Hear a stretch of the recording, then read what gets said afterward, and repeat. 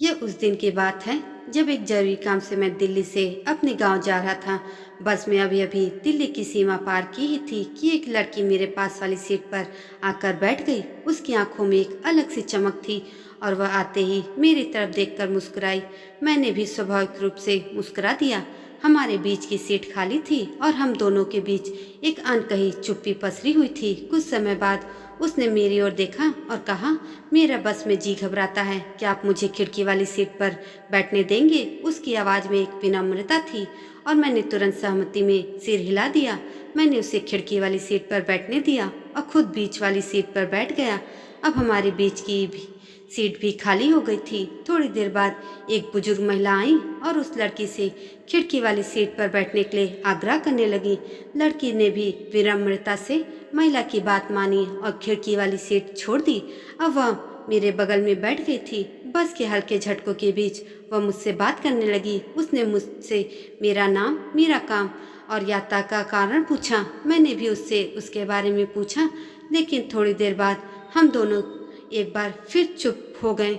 मैंने समय बिताने के लिए फ़ोन में इंस्टाग्राम खोल लिया और रील्स देखने लगा। वह भी मेरे फ़ोन की स्क्रीन पर झांक रही थी और रील्स देखकर हल्के हल्के हंस रही थी। उसके इस व्यवहार से मुझे कोई आपत्ति नहीं हुई, क्योंकि बस में सफ़र के दौरान ऐसा अक्सर हो जाता है।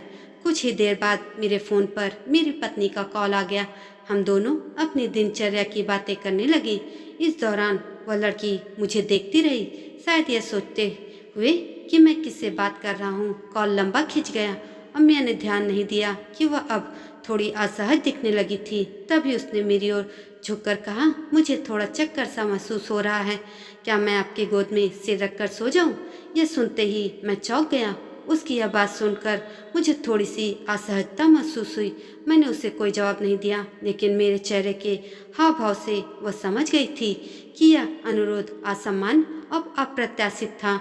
उसने फिर मुझसे कोई बात नहीं की और बस की यात्रा एक बार फिर मौन में डूब गई। कुछ समय बाद बस उसके स्टैंड पर पहुंची और वह बिना कुछ कहे उतर गई। मैं उसकी तरफ देखता ही रह गया और सोचता रहा कि क्या वह असल में मदद चाह रही थी या फिर सिर्फ एक गलतफहमी थी। उसकी मुस्कान और वह अजीब सा अनुरोध मेरे मन में कई सवाल छोड़ गए। लेकिन यह भी सच है कि जीवन की हर मुलाकात एक रहस्य ही होती है, जो कभी खुलते हैं और कभी बंद ही रह जाता है।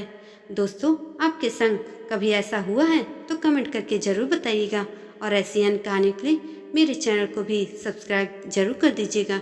धन्यवाद।